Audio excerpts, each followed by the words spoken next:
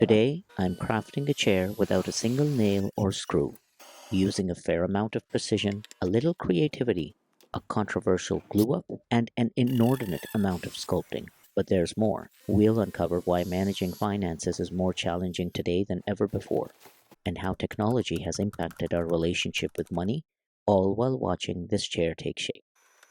Stay tuned, and if you enjoy the blend of woodworking and finance, hit that subscribe button.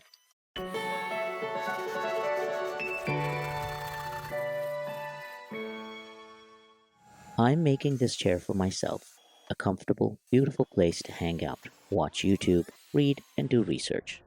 In other words, to take naps.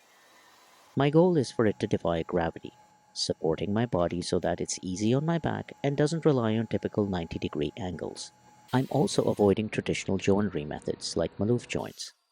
Instead, I'm challenging myself to use only glue and wood blocks as needed, then sculpt it all into one organic natural form. That's a lot to ask of any chair, especially one crafted by someone who's never made a chair like this before. But that's exactly the kind of challenge that motivates me. Let's see how this evolves and how many changes I make along the way. For now, here's what I know. I want the front of the chair no higher than 16 inches. Based on my research into chair angles and ergonomics, I've concluded that the seat should be angled 70 degrees from the front legs, creating a 20-degree decline. The backrest should recline at 30 degrees from the seat, giving a total angle of 120 degrees between the seat and back for optimal comfort.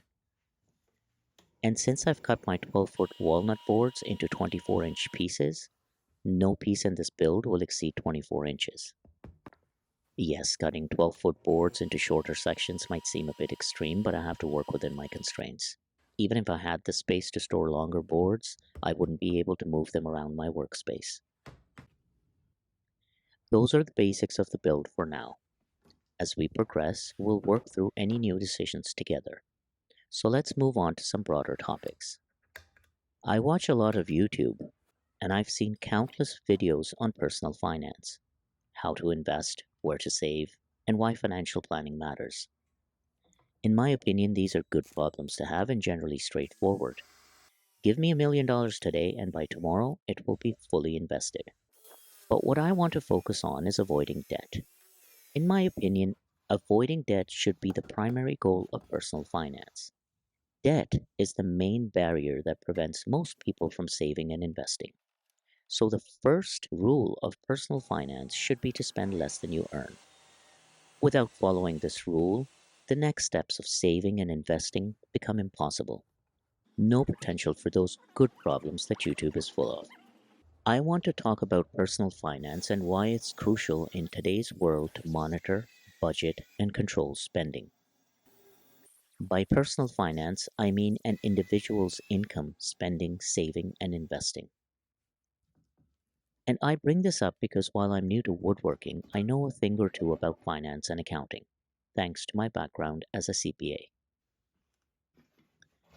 Before I started woodworking, I found myself advising friends and family on financial topics like investments, retirement, taxes, and the time value of money.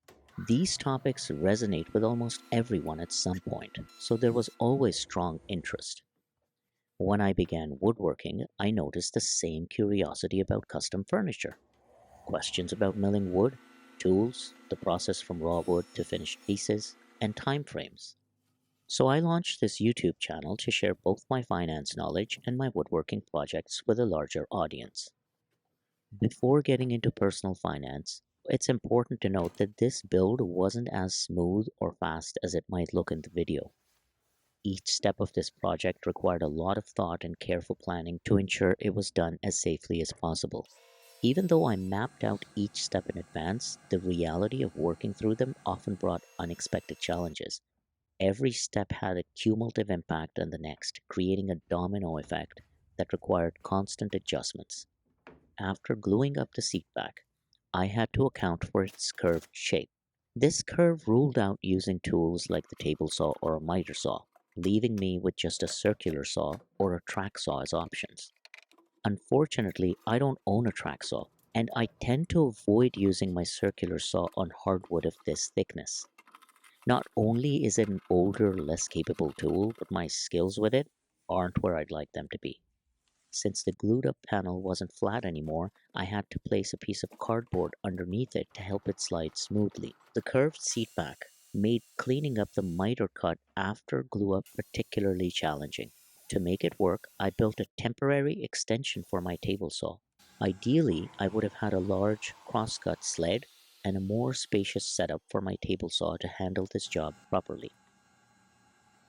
Okay, so I realize this blend of woodworking and finance is a unique mix, but I think that's part of the appeal.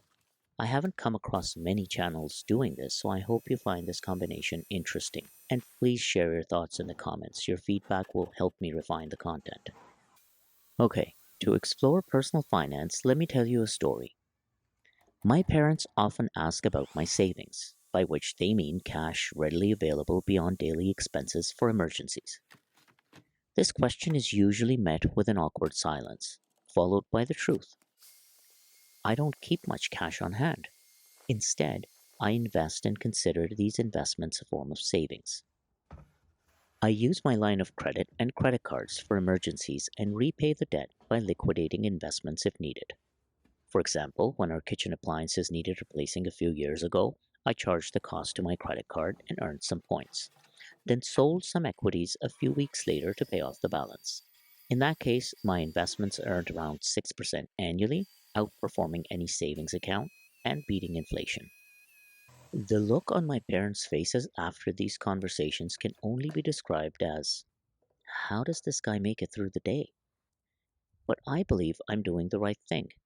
I don't hold cash in my accounts. As soon as I have cash, I transfer it into my pension, Wealth Simple account, or TFSA. By the way, a TFSA, tax free savings account, is similar to a Roth IRA in the US. I could be wrong, but I feel it's not just me. This approach seems common among my entire generation.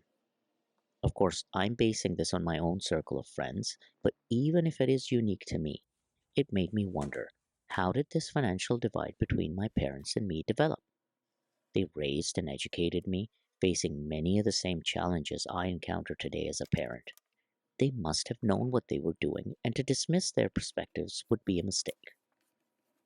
An important note: both my parents and I agree on the importance of having a pension and a mortgage. We believe that building a nest egg through a pension and paying off a home are essential. I'm mostly referring to our day to day approach to finances, not long term goals like retirement savings or home ownership. To understand this divide, I started by looking back to around 1990, when my parents were in a similar position to me today. I figured this 34-year span would provide enough data points for a comparison. But before diving in, I needed to establish a theory to explore. I initially assumed that the financial divide between my parents' generation and mine might be due to increased population, resource constraints, and fewer job opportunities. I figured these factors would lead to a greater focus on maximizing returns and conserving money today than in the 1990s. For anyone interested, I'll include my sources in the video description. Just a quick note before diving any deeper. The first significant change in this build, I've decided to go with a 20-degree angle for the rear legs. The straight rear legs just didn't feel right to me, both visually and structurally. So I made the switch to give the piece a more cohesive and balanced look. In addition, this design change allows the armrest to sit on top of the rear leg, bringing the whole chair together. Okay, so going back to my comparison between 1991 and 2023. In 1991, the global population was approximately 5.4 billion, with 2.3 billion people employed, so around 43% of the population. By 2023, the world population had grown to 8 billion, with an estimated 3.6 billion people employed, raising the employment rate to about 45%. This suggests that job growth has generally kept pace with population growth, maintaining or even improving employment rates over time. So my initial theory of a shrinking job market driving people to seek higher returns instead of keeping cash on hand didn't hold up. Admittedly, there are many assumptions here, but I'm looking at this from a high level perspective to test my initial ideas. Next, I looked into income levels. I was convinced that our purchasing power is lower than in 1991, leading to a stronger focus on investment growth. I started by looking at the median annual family income in the US from 1991 to 2023. This is because the median income excludes the few outliers that would otherwise skew data. I found that the annual median household income in 1991 in the US was around 30,000. This is equal to about 67,000 in 2023. But the median household income in 2023 is around 80,000. So essentially, we are earning 13,000 more per household today when compared to 1991. This is an increase in real income of about 20%. And this is good news. However, to calculate purchasing power in 2023 compared to 1991, I referenced the median house prices in the US in 1991. The median sales price of houses sold in 1991 was 120,000. This equals around 268,000 in 2023. However, the median sales price of houses sold in 2023 was 429,000. This is an increase of 60%, three times the increase in the household income. This quickly confirmed my initial idea of a reduction in our purchasing power compared to 1991. Naturally, examining the change in house prices alone doesn't provide a complete analysis. However, for my high level assessment of our purchasing power today compared to 1991, it's a key indicator and sufficient for the scope of this video. So far, I found that the employment rate has remained steady or even increased, and our incomes have increased, but our buying power has decreased over time. This suggests that previous generations, like my parents, had more financial capacity to invest compared to today. Despite this advantage, though, they prioritized saving in traditional accounts, whereas my generation leans toward leveraging financial instruments. This led me back to my original question of what drives this generational shift in financial habits and priorities. At this point, the only thing I could think of was the advancement in technology and how it has played a role in creating this divide between me and my parents' thinking and beliefs. Because let's admit that the technology we have available today is far more advanced than in 1991. As I began exploring this, I quickly started to see what was happening. First, I have access to real time financial information, and it's incredibly easy for me to transfer funds between my accounts. Much easier than it was for my parents. In the sense that my parents didn't have online banking. They would have to schedule a meeting with their branch manager or visit the actual bank to complete a transfer of funds. And second, I've become distanced from my money in a way that they weren't. Let me explain. Handing over cash physically feels very different from tapping a phone to make a purchase. I think this is partly why my parents hold the financial beliefs they do. For them, if they saw 100 in their savings account, that was the absolute limit. They could only spend what they physically held in cash. For me, on the other hand, my banking app shows various balances, cash I have, available credit, and potential debt I could pay off over time. And while my parents had access to credit, it was nowhere near as seamless or accessible. Today, we have revolving lines of credit available at a tap, and with online banking, we can transfer funds, pay bills, send money, and shop with a credit card, all from the comfort of home. This constant, easy access has changed our relationship with money, making it easier than ever to spend without fully realizing it. I will return to talking about this in a bit. First, the incline is far too steep. So much for all my research into ergonomics and chair angles. To fix this, I plan to cut the front legs at an angle to reduce the decline. However, addressing this will inevitably affect the balance of the rear legs, so they'll need some adjustments as well. My solution? Extend the rear legs. Not only will this restore stability, but it will also enhance the chair's overall aesthetics. Lastly, I feel the design could benefit from a headrest to improve comfort and functionality. More on the headrest in a moment. And yes, I completely agree. If I hadn't cut the 12-foot boards into 24-inch pieces, or if I had thought this through earlier and cut some of them closer to 30 inches, I wouldn't be in this situation. I want to take a moment to acknowledge that I am joining the long grain of the headrest piece to the end grain of the seat's back. Normally, I wouldn't use this type of joint since it won't be as strong as a long grain to long grain joint.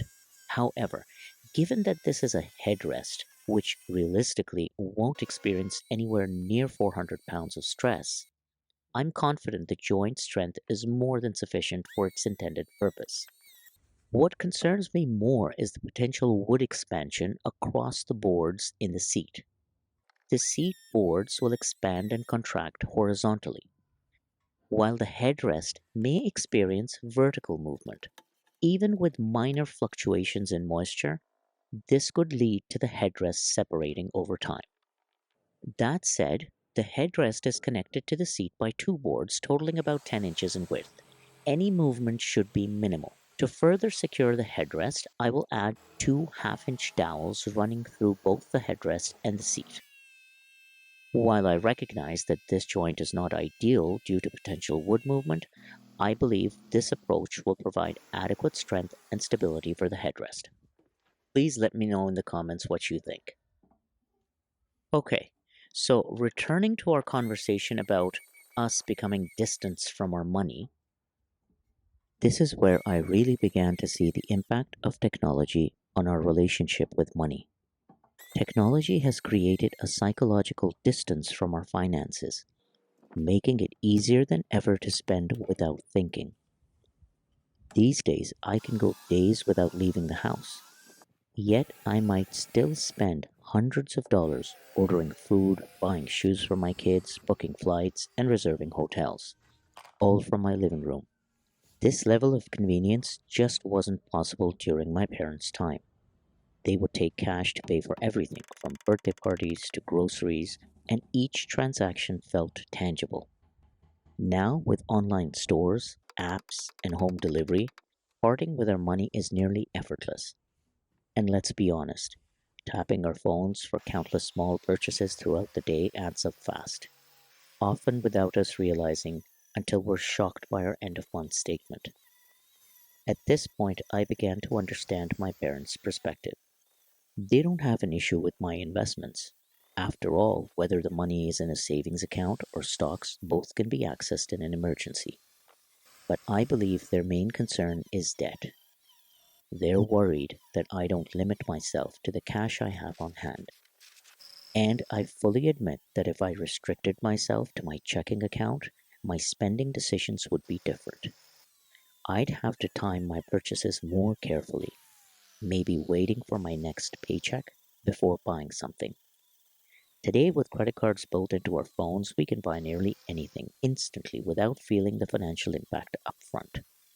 So, while investing is essential, it doesn't justify spending more than I have.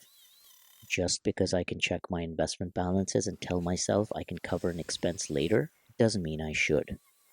Ideally, I should treat the money I've invested as if it doesn't exist, unless there's a genuine emergency. The key is to manage my spending so that I don't exceed my earnings at any given time.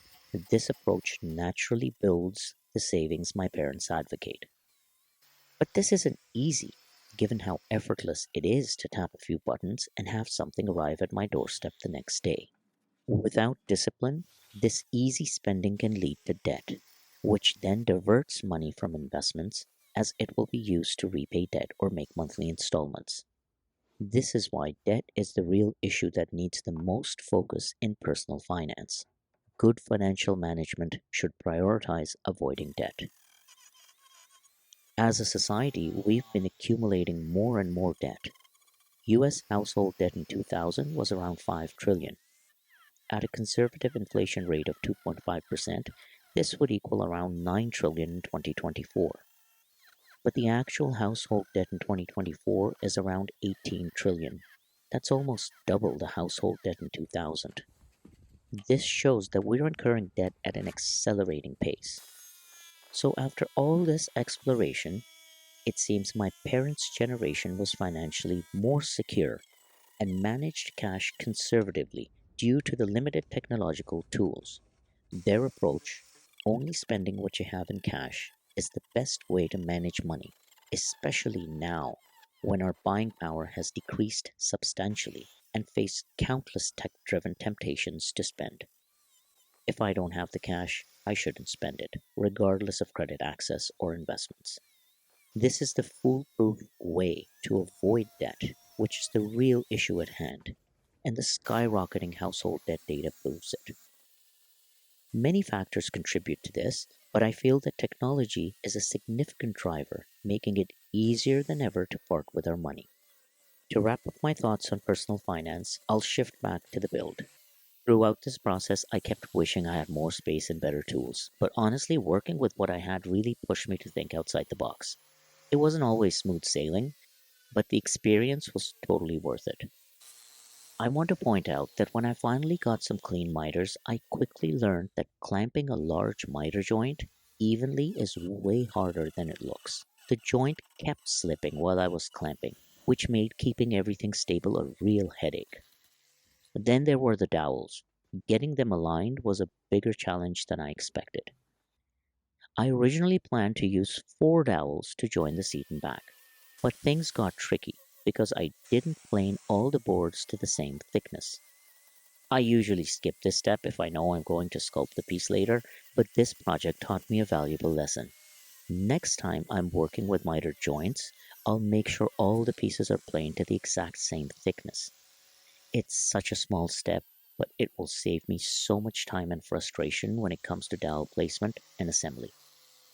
I want to take a moment to share some thoughts and challenges I've faced while documenting my woodworking builds for YouTube.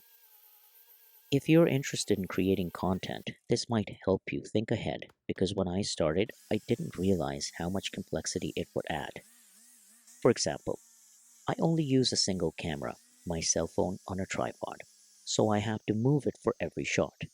One thing I try to do is move the camera every few seconds in the video to keep engagement high. But this alone makes the process more involved than I anticipated. The tripod legs get tangled with lumber and wires, and I've often set up everything only to forget to hit record. Sometimes I can redo the missed steps, but other times I have to explain them instead. And then comes the editing. Before I started documenting, my sole focus was on making the piece. Now I have to capture the process while I work, and afterwards spend hours editing the video to make it enjoyable for viewers. This editing part is no small task. In fact, I find it often takes as much time to edit the video as it does to create the actual piece. I would have never imagined that that would be the case. And if this wasn't enough, 4K video eats up storage and strains my computer. I usually end up using just 1 second of footage for every minute I record. That's less than 2%. This means I sift through about 30 hours of raw footage to make a 30-minute YouTube video. Content creation definitely adds a whole new layer to the craft, but it's rewarding to share the process and connect with others who appreciate the journey. If you're thinking about documenting your work, I hope this gives you a realistic glimpse into what's involved. And just to be clear, I'm not trying to dissuade anyone from creating content. In fact, I encourage everyone to share their work. It's an excellent way to express your true self and connect with others who share your passion. I would love to hear if you find this content interesting and would like to see more. The best way to let me know is by dropping a comment, liking this video, subscribing, and sharing it with your friends and family. This feedback helps me understand if I'm on the right path or if I should adjust my content. Plus, if you enjoyed this video, it's likely that others with similar interests will enjoy it too. By engaging with the video, you help the algorithm push it to more viewers. And if there are specific finance topics you'd like me to cover, please let me know in the comments as well. At this point, I could begin my final sanding and finishing process. This involves sanding progressively through each grit, starting at 120 and going all the way up to 800. Between each grit, I use a water pop to raise the grain and wipe it down with a microfiber cloth. After reaching 400 grit, I add a wipe down with mineral spirits in addition to the water pop. This helps with lifting fine dust trapped within the grain. I continue sanding until I no longer see a significant difference in the grain between two consecutive water pops. I apply the first coat of finish at around 180 grit, the second between 320 and 400, and the third after I've decided to stop, allowing a couple of days to pass between each application. Finally, I buff the piece with a non-scratch scouring pad and wax it to achieve a smooth, refined finish. During this final sanding and finishing stage, I always find time to reflect on the build. While this piece was inspired by a particular chair design, my own decisions have led to something different. It feels like a Sam Maloof dining chair and Muskoka chair hybrid, a unique blend that I didn't entirely plan, but one I absolutely adore. I aim to see how far I can take blocks of wood and sculpt them into a cohesive form. In that regard, I think I've achieved my goal. This reflection often brings me to a familiar question. Why do I put myself through this? Why do I invest so much time and energy in such an exhausting process? Yes, I love woodworking. The smells, the textures, and the satisfaction of creating something functional for my family. But at the core, the real reason might be the contrast woodworking offers compared to my career. In my professional life, financial reporting demands accuracy, completeness, and clarity. Every figure must be correct. Every explanation must make sense. Woodworking, on the other hand, has no such rules. There is no correct way to sculpt a chair. Here, I can follow my instincts, make decisions without constraint, and embrace imperfections without judgment. It's a freedom I enjoy and one that keeps me coming back to the workshop. No matter what our financial situation, earnings, or responsibilities, it's essential to monitor and control our spending so we don't exceed what we have in cash.